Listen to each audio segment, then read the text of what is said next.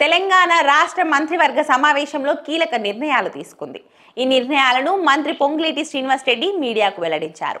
రాష్ట్రంలో కాంగ్రెస్ పార్టీ అధికారంలోకి వచ్చి 2 ఏళ్లు పూర్తి చేసుకున్న సందర్భంగా డిసెంబర్ 1 నుంచి 9వ తేదీ వరకు ప్రజాపాలన వారోత్సవాలు నిర్వహించనున్నట్లు మంత్రి పొంగులేటి తెలిపారు.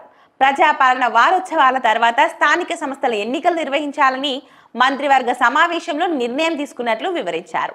పార్టీ పరంగా బీసీలకు 42% రిజర్వేషన్లు ఇస్తామని తెలిపారు. మొదట గ్రామాలలో ఎన్నికలు నిర్వహించాలని నిర్ణయించినట్లు వివరించారు. పంచాయతీలకు ఇచ్చే నిధులు మార్చిలోగా ఉపయోగించుకోవాలని సూచించారు. స్థానిక సంస్థలకు సంబంధించి గ్రామ పంచాయతీ ఎన్నికల నిర్వహణకు రాష్ట్ర మంత్రి మండలి గ్రీన్ సిగ్నల్ ఇచ్చింది.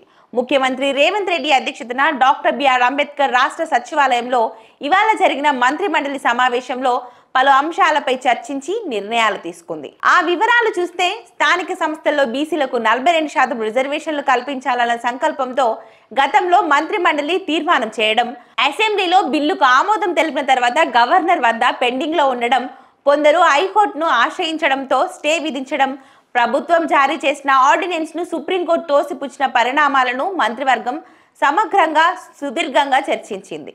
ఈ విషయాలను మంత్రి పొంగులేటి శ్రీనివాస్ రెడ్డి మీడియాకు వెల్లడించారు.